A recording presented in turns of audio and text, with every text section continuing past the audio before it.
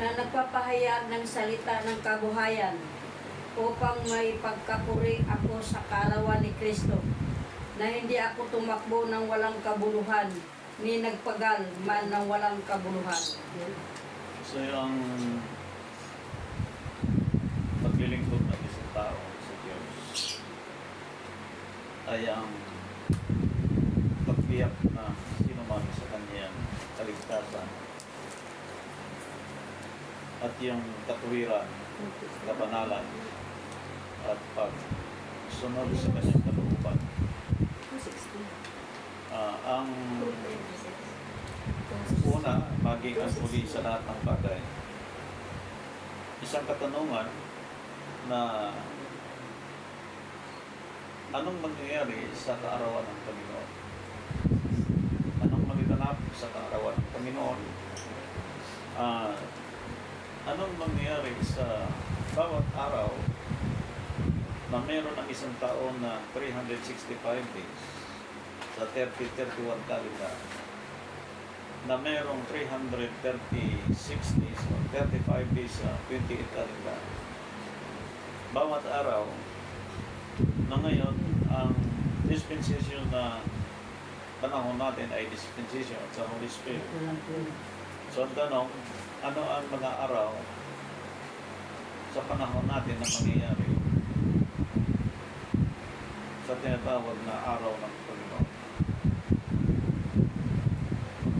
Ngayon, ang araw ay isang araw binubuo ng 24 hours. Nasa 24 hours sa isang oras ay mayroong 60 minutes. Sa isang minuto ay mayroong 60 seconds. Ang beating ng heart natin ay every 3 seconds yung beating ng heart natin. So, pag sinabing Day of the Lord, from Monday up to Friday, which is the Labor Day. Pagdating sa religions, from Sunday to Saturday. Yung binanggit natin yun ay kaya bilang yun sa tinatawag na kaarawan ng Panginoon. Basahin natin yung Isaiah chapter 7 verse 18 and 25.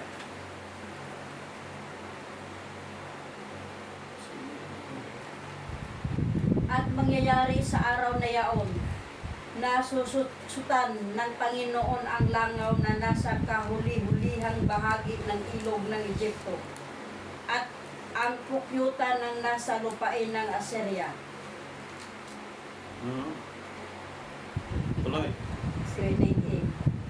At sila'y nagsisidating at silang lahat ay nagpapahinga sa mga gibang libis at sa mga bitak ng malalaking bato at sa lahat ng mga tinikan at sa lahat ng mga sukal. 25.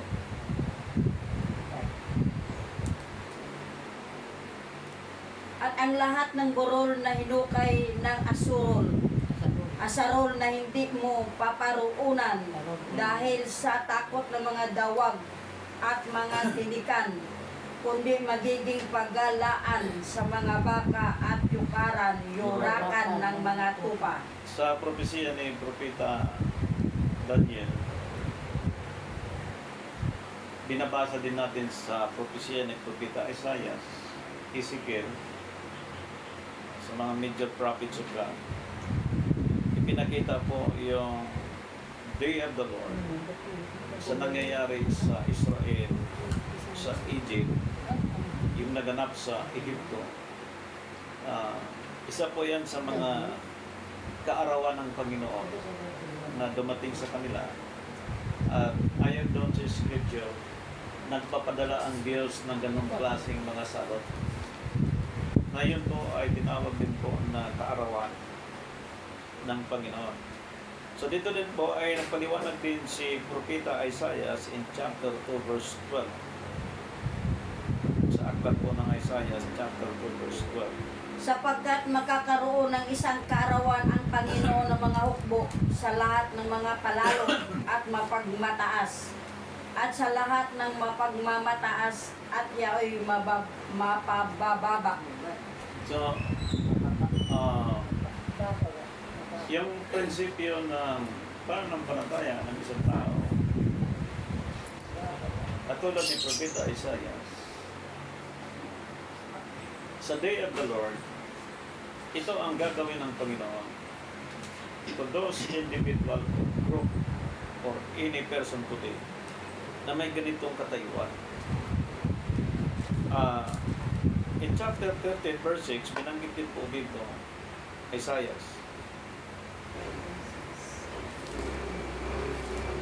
Magsiangal kayo, sapagkat ang araw ng Panginoon ay malapit na.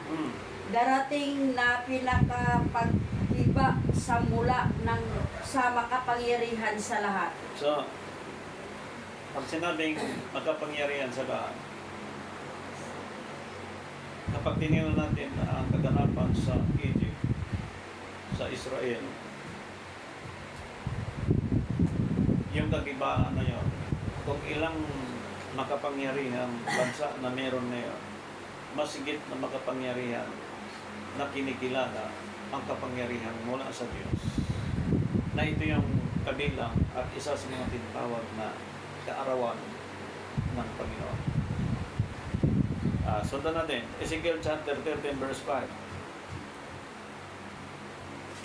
Chapter 13 verse 5 na Ezekiel.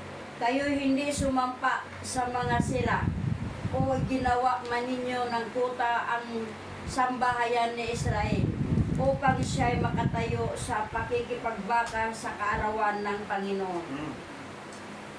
So, merong position, preparation sa kaarawan ng Panginoon kung paano manatili o makatayo ang isang tao sa kaarawan ng Panginoon, na doon sa panahon na yon, ang kikilos at gagawa ng pagkilos, walang iba ang higit na makapangyarihan sa lahat ng may kapangyarihan.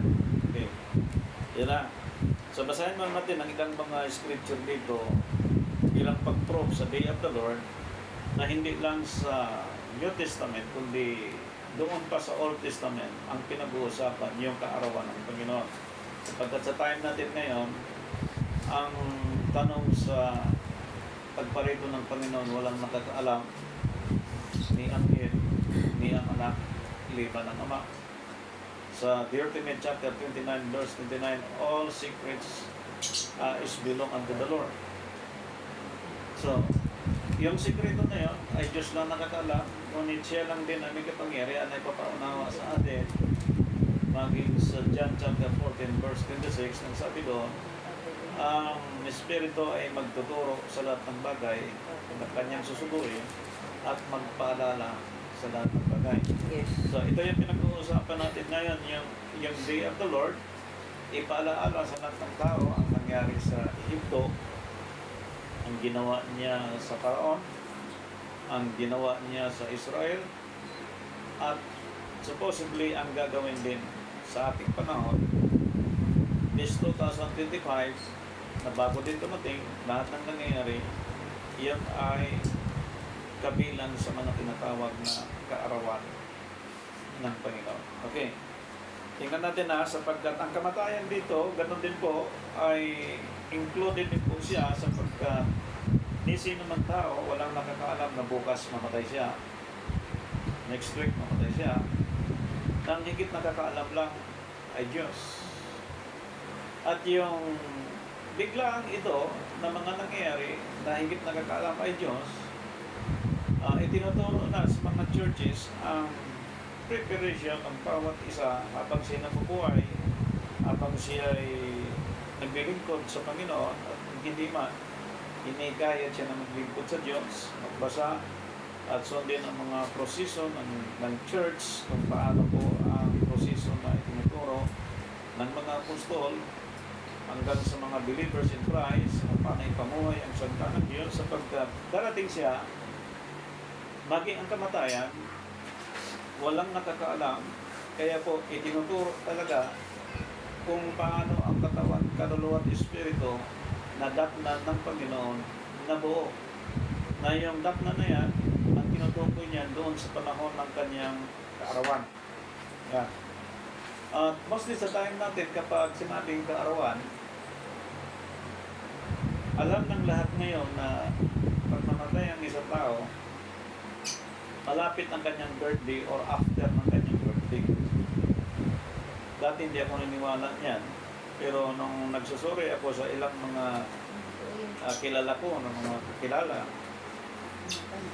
namamatay ang tao either after birthday or before birthday on that month.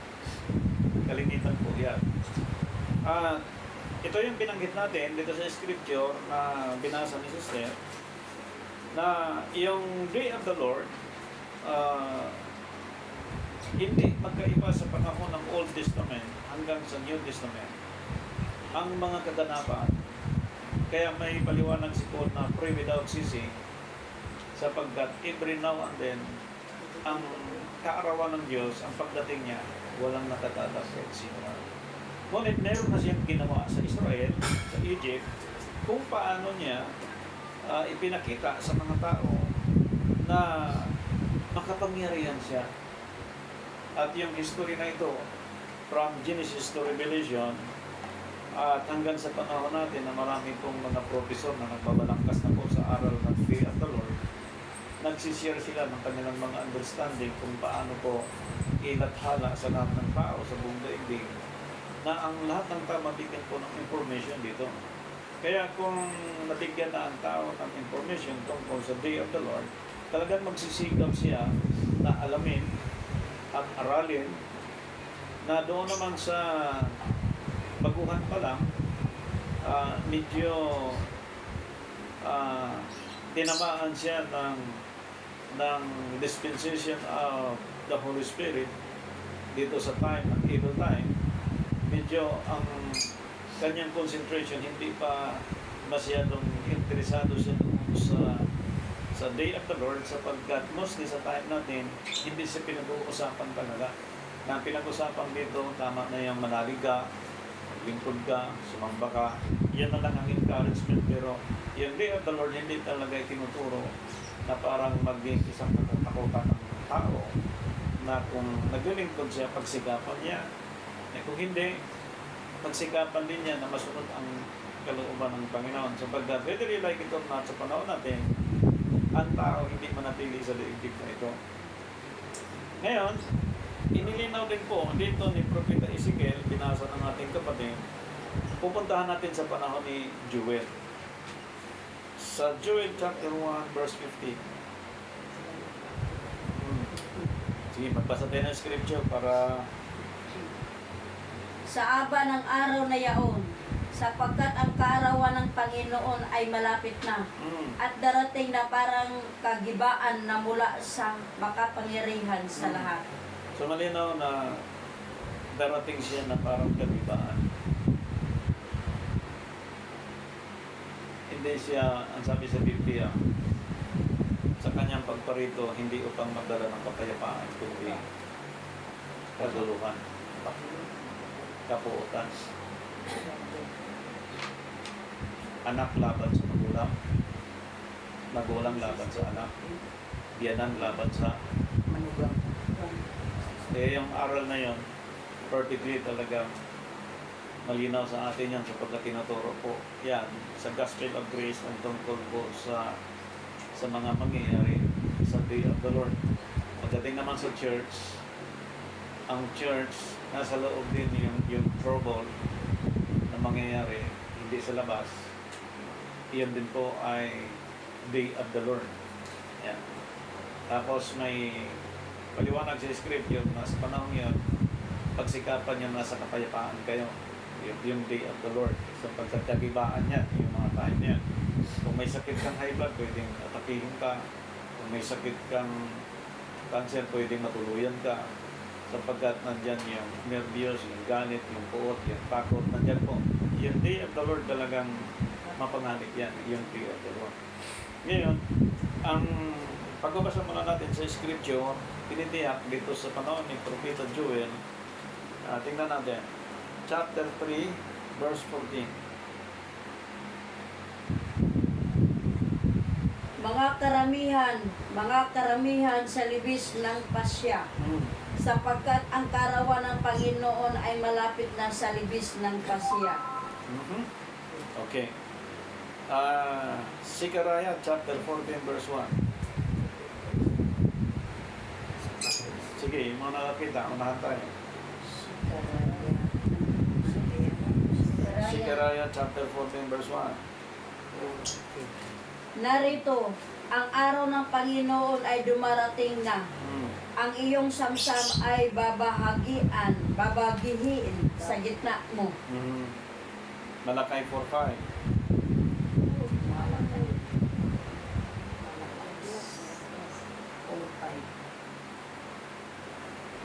Malakias chapter 4 verse 5. Narito, aking susuguin sa inyo si Elias na propeta bago dumating ang dakila at kakilakilabot ng kaarawan ng Panginoon.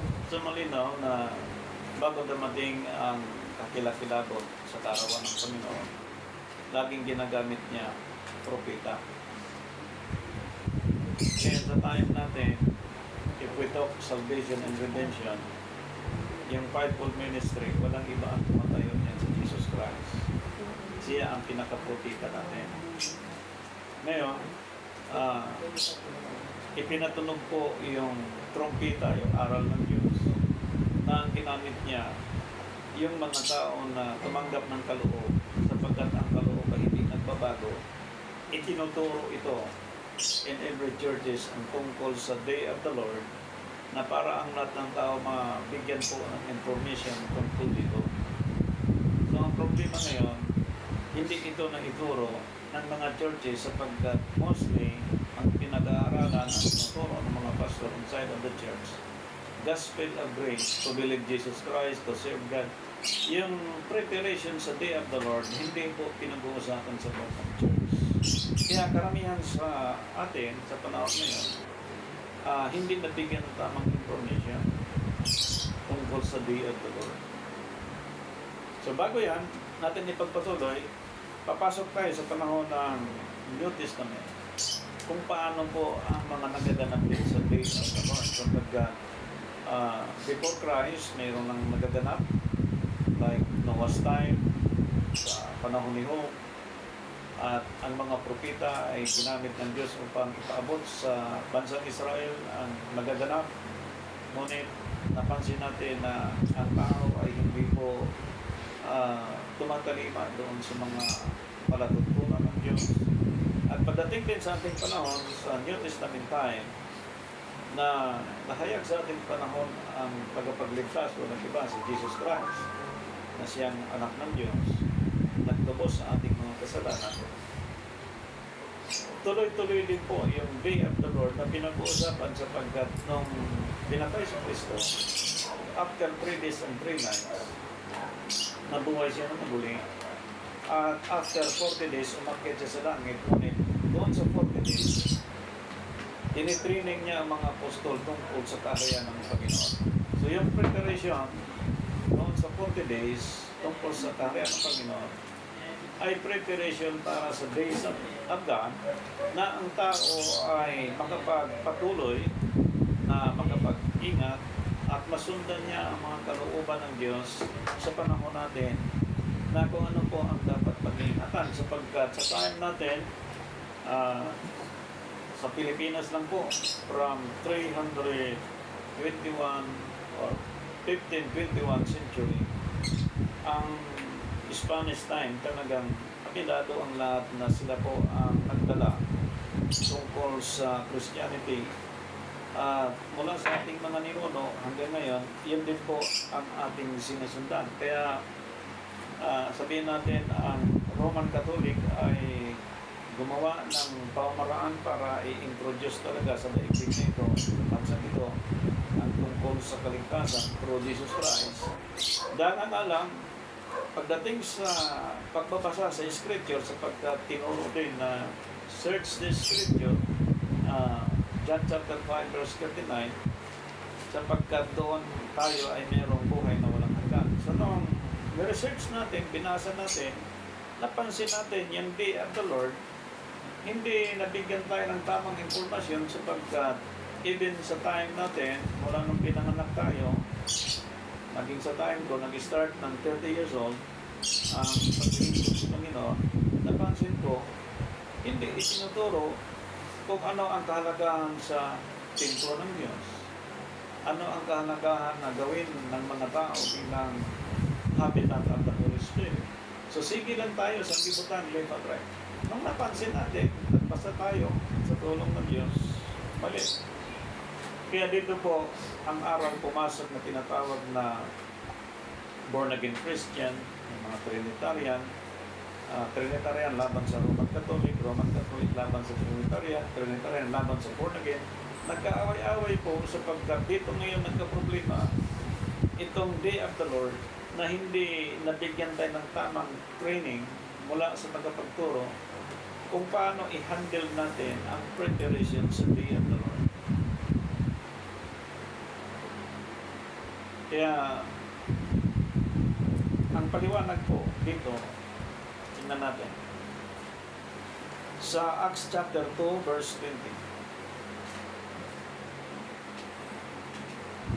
Ang araw ay magiging kadiliman at ang buwan ay dugo bago dumating ang araw ng Panginoon, yung araw na dakila at tangi. Araw na dakila at tangi. Araw na dakila at tangi. Okay. Sa paliwanag ni Apostol Pablo sa 1 Corinthians chapter 5 verse 5. Tingnan natin. Upang si Jesus ay upang ang ganyan ay ibigay. Upang ang ganyan ay ibigay kay Satanas sa ikawawasak ng kanyang laman, upang ang Espiritu ay maligtas sa araw ng Panginoong Hesus. Okay. Para hindi mamihasa ang tao, pwedeng ginawin talaga in any churches today na ang katawan, kaluluwa at espiritu na sabi ni Apostol Pablo, datnang buo ng Panginoon sa kanyang pagparito. Ngunit, hindi maaari na ang tao turuan na pumayag na lang na ang iyong katawan ibigay kay Satanas, na sa karawag niya maliligtas ang iyong espiritu. Samantala, yung katawan ng isang tao, nililinis mo, inaayusan mo, pinapaganda mo, binibihisan mo, at papayag ka lang na someday ang katawan mo ay ibibigay kay Satanas.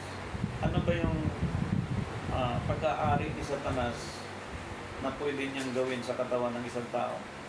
Pwede niyang bigyan ng sakit, pwede niyang bigyan ng kanser, pwede niyang bigyan ng mga sakit na walang kagalingan, pwede niyang itilin ang katawan ng isang tao na itong taong ito ay hindi naglingkod, hindi nabago. Itong taong ito ay hindi nakakalag sa sumpa ng tradisyon ng sanlibutan. Itong taong ito ay nasa ilalim katulad ng pamumuhay ng Ehipto. Pagdating ng Day of the Lord, yung katawan bigay kay Satanas. Yung espiritu ay yun ang maliligtas. Ngayon, kung ganyan po ang magiging turo sa isang church at yung tao manatili sa ganong turo, ano ang magiging katayuan ng isang tao sa paglilingkod sa Diyos kung ang katawan niya manatili doon sa pagpapasakop na ang nagkontrol sa kanya sa Satanas? Ang sabihin ng marami, Pastor, walang matuwid sa lahat ng kasalanan. Yes, before Christ. But after Christ, there is a salvation, there is a redemption. Na yung Day of the Lord, ipinakita po ang spiritual coming sa Day of the Lord, yung wrath of God sa Old Testament time, binasa kanina. Pagdating ngayon sa time natin sa New Testament, ang first coming ni Jesus Christ physically to save and to redeem, kaya may crucifixion. Ang second coming niya, spiritually, yan po ang Day of the Lord na walang nakakaalam kung kailan babalik si Kristo. Ngayon, He is the head of the church. Babalik siya anytime, walang nakikaalam. Kaya ang church, tinuturuan siya gaano kahalaga ang katawan, kaluluwa at espiritu, na kahit ang katawan mo, sabi ng Scripture, makamtan mo buong yaman ng sanlibutan ito, mapapahamak na mga kaluluwa sa impyerno, o kaya makamtan mo ang sanlibutan ito, katawan, kaluluwa at espiritu, sa impyerno. Kaya pag sinabing condemnation, sa taga-Bisaya kasi ang tawag yan, yung sumpa yan eh. Tapos may tawag sa Bisaya yung ang kaluluwa ay magkundina. Walang kapahingan, walang kapayapaan. Kasi po, meron tayong legit spirit, body, soul, and spirit. At bukod yung espiritu ng Diyos, na kapag nagturo siya sa lahat ng bagay, nagpalaala, ang taong yun ay bibigyan po ng palaala ng Diyos na pag-iingat, pagpoprotect sa Kanya, kung anong dapat niyang gagawin sapagkat ang day of the Lord ay talagang pangalan niya. Hindi po yan ayuda ang day of the Lord. Talagang rock of God yan. Hindi po basta-basta yan. Kaya merong information kaagad ang mga propeta tungkol sa mga panahon na dumating ang galit ng Diyos. Sinasabi kaagad ng mga propeta, ingat kayo dyan, pagpatuloy niyo yan kasi ito yung utos ng Diyos. Sa time natin, ang ating propeta, walang iba si Jesus Christ, na ang pinaka-information ngayon na magbigay sa atin ng advance na information para maging maingat sa day of the Lord, walang iba Scripture, ang Biblia. Kaya kailangan natin ang banal na Espiritu sapagkat siya ang magtuturo sa lahat ng bagay at magpaalala perfectly ang salita ng Diyos ang atin pong ituturo kung ano pong sinasabi ng banal na kasulatan tulad pong pinanggit ni Sister. Okay. Sa time ni Paul, ipinakita nga yung Scripture, binasa natin at sundan natin sa 2 Corinthians chapter 1 verse 14. Katibasa sa Tagalog.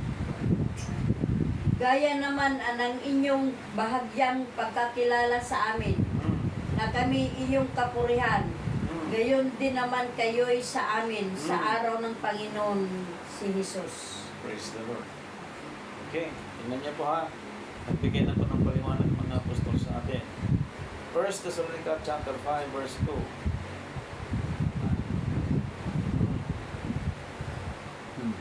Sapagkat kayo rin ang mga lubos na nagkakaalam na ang pagdating ng kaarawan ng Panginoon ay gaya ng magnanakaw sa gabi.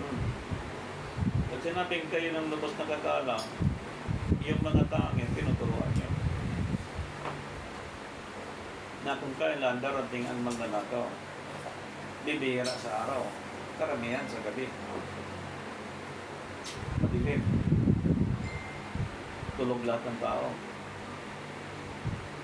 Ibig sabihin, individually, may mga bagay na nangyayari na ako at kayo lang nakakaalam sa buhay ko, sa buhay ninyo, sa buhay ng bawat tao.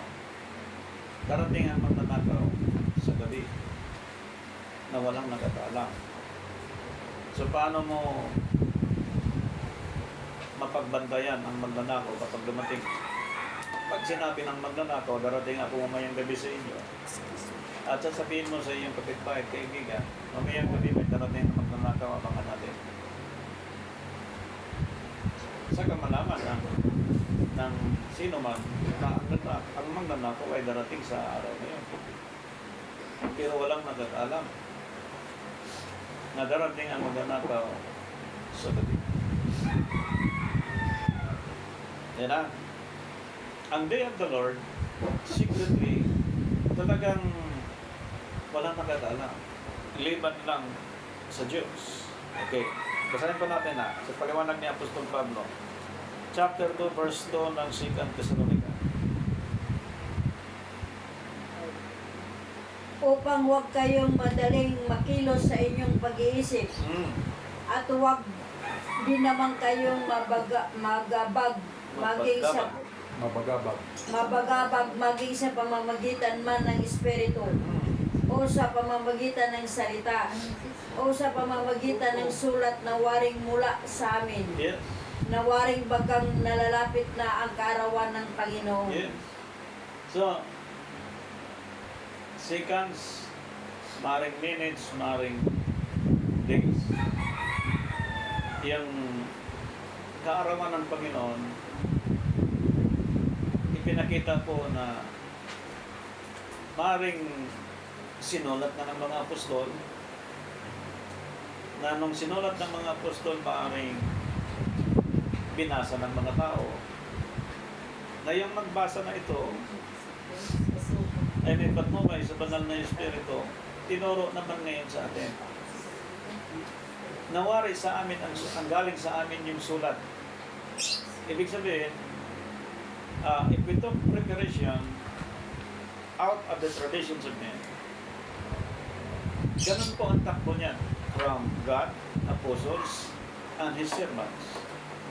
At yung servants of the Lord, pag nagbigay ng babala sa inyo at sa akin, at ang buong daigdig, kailangan nawari galing sa Panginoon o sa mga apostol yung sulat. Kailangan ang pag-aaral, okay? I-apply siya kaagad kung paano maging katotohanan ng sinasabi ng Biblia at ng mga lingkod ng Diyos, sapagkat there is something difficult happen on the day of the Lord, sapagkat ang day na yan, hindi ka tatawanin, hindi ka pasayahin, kundi paiyakin ang tao sa araw na yan. Ipinakita din po dito sa panahon ni Apostol Pablo hanggang sa panahon ni Apostol Pedro ang tungkol dito. Okay, sana din. Chapter 3 verse 10 ng 2 Peter.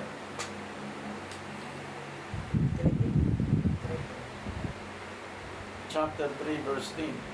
Datapwat darating ang araw ng Panginoon na gaya ng magnanakaw, na ang sangkalangitan na araw na iyan ay mapaparam na kasabay na malaking ugong, at ang mga bagay sa langit ay mapupugnaw sa matinding init, at ang lupa at ang mga gawang nasa lupa ay pawang masusunog. Ngayon, kung titingnan mo mga kapatid kay Kristo, sa day of the Lord, sa kabuhan sa aral sa Biblia, maging sa tulad ngayon, ang scripture nagsasabi, caught up in the air. Ang turo ngayon is rapture. So walang biblical na aral po tungkol sa salitang rapture, kundi yung caught up in the air. Yan ang biblika. 3 years and a half sa langit. After 3 years and a half, bababa ang tao after 3 years and a half. Ngunit may paliwanag si Apostol Pedro na ang lupa ay lulurugin. So anong babalikan ng mga taong nasa 3 and a half sa langit kung ang lupa ay malulurog? At ilang toneladang bigas, pagkain ang dadalhin sa alapa sa loob ng 3 and a half years. So problemang malaki yan. Sapagkat sa coming of the Lord, which is the day of the Lord, ang coming of the Lord, lahat ng tao ngayon na naghihintay. Sa mga tweet, kung sinong nabubuhay sa kasalukuyan ngayon, at may mentality na naghihintay sa Panginoon, ibig sabihin, anong hinihintay niya? Kamatayan? Anong hinihintay niya? Arat agad. Sabi ni Apostol Mateo, hanggat may naghihintay, hindi siya darating. Sabi ng 2 Peter chapter 3 verse 4, nangyari na lang ang mga sinasabi nila ng pagparito hanggang ngayon, wala pa. Tingnan natin. 2 Peter chapter 3 verse 4. Tingnan natin. At magsisipagsabi saan naroon ang pangako ng kanyang pagparito. Good. Sapagkat buhat ng araw na mga tulog ang mga magulang ay magnanatili ang lahat ng mga bagay na gaya ng kalagayan nila. So, ibig sabihin, ang second coming physically, sa interpretation po, no, ng mga professor, ilang libong taon na nagdaan hanggang ngayon, yung pinag-uusapan sa coming of the Lord.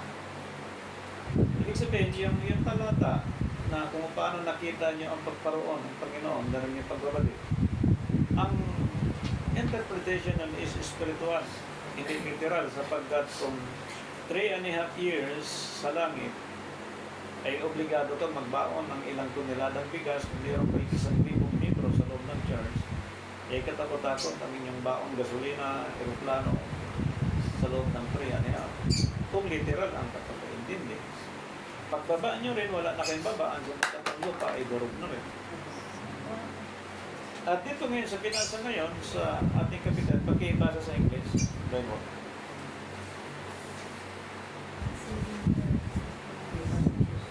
But seeing where in the promise of this coming, for Mm. since the fathers fall asleep, all Mm. things continue as they were from the beginning of the creation. Nangamatay na ng mga ninuno. Wala pang sinasabi ng kanyang pagparito. Lahat niya naghihintay ng mga churches sa pagparito ng Panginoon. Ano nang hinihintay nila? Gira, Third World War, Rapatag, tsunami, crisis, poverty, sickness, disease. Yan pag hinahintay. Na merong nagtestimonya sa Biblia na nangamatay ng mga ninuno, mga tulog na lang, ang pagparito na sinasabi, walang nangyari. Walang dumating, walang bumalik. Pero para sa akin, dumating na. Ang COVID-19, pinakamatinding nangyari sa atin, yung crisis na yun. Yan, isa sa mga day of the Lord. Hindi alam ng tao. O sino-sino ang binibintang ng mga bansa, pero yan ang day of the Lord. Crash sa mga aeroplano, yan ang mga day of the Lord. Before and after November, yung mga trahedyang nangyayari, yan ang mga day of the Lord. After December, nangyari sa California, yan ang mga day of the Lord.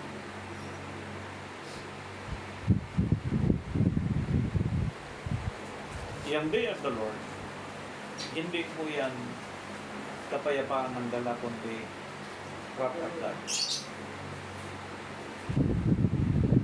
At ipinaliwanag po dito sa Biblia, at medyo mahaba ito kapag titingnan natin lahat po yung araw sa day of the Lord. Malinaw, ang kabuuhan po nito ito, sapagkat ito ay maraming pong nagtalakay na dito. At bago tayo tinawag sa paglilingkod sa Diyos under Jesus Christ government, ipinakita ko na may nagpaliwanag na tungkol sa caught up in the air, rapture, sa kingship time of Jesus Christ, 1,000 years, 70 weeks of Daniel, ang daming pong nagtalakay niya. Sa paliwanag po tungkol sa Revelation, yung 7 thunder, yung 7 angel, yung mga aral sa Biblia tungkol sa Revelation and Great Revelation. Actually, ito po ang binabanggit ko ay mga major doctrine under Gospel of the Kingdom. Kasi sa Gospel of Grace, preach ka lang about Word of God, encourage Word of God. Pero ang binabanggit ko yung mga major doctrine, yun po ang pinakamalalim na aral, yung pinakapundasyon. Lahat ito nagturo either in a churches today, the kingdom of Jesus Christ, 3.5 years tribulation, great tribulation, millennial, moral and moral law, at saka yung ceremonial law, from Moses time up to Christ, yung Passover, 7 Feast of the Lord, Pentecost, Feast of Tabernacle, using Hebrew calendar, Gregorian calendar. Ang dami pong magagaling na diyang umatak. Pag tinignan natin sa Google, maging sa dictionary, lahat ng information nandiyan po, mga kapatid. Kaya yung mga nag-aaral ngayon sa college, medyo hindi sila masyadong nahirapan sapagkat ang ibang mga information, 95% nandoon na po. Kaya madali lang po mag-research. Di katulad sa time natin noon, mga 80s time, ay ang hirap. Ang hirap mag-research. Ang hirap na bumili ng dictionary. Dictionary ng tag-100, 150. Eh, kung mayaman ka, okay lang. Kung mahirap ka, wala kang pambili. Pero ngayon, kahit basurero ka, may cellphone, may Google ka, research ka lang. Tanungin mo lang kung anong tanong mo, sasagutin ka na nandoon. Ay ngayon, ang meta tumutulong na sa Google. Tatanong ka doon kung anong dapat mong inumin sa ganitong naramdaman mo. Bibigay information. So, hindi ka na masyadong loaded sa problema. Lahat ng information binigay na po. So, meaning, preparation siya para sa Day of the Lord na tayo ay hindi magkaroon ng suliranin sobra kung paano natin isurvive ang ating sarili sa daigdig na ito sapagkat anytime, any days, ang Panginoon ay babalik in different ways in every individual na nabubuhay sa daigdig na ito. Ngayon, okay, there is any understanding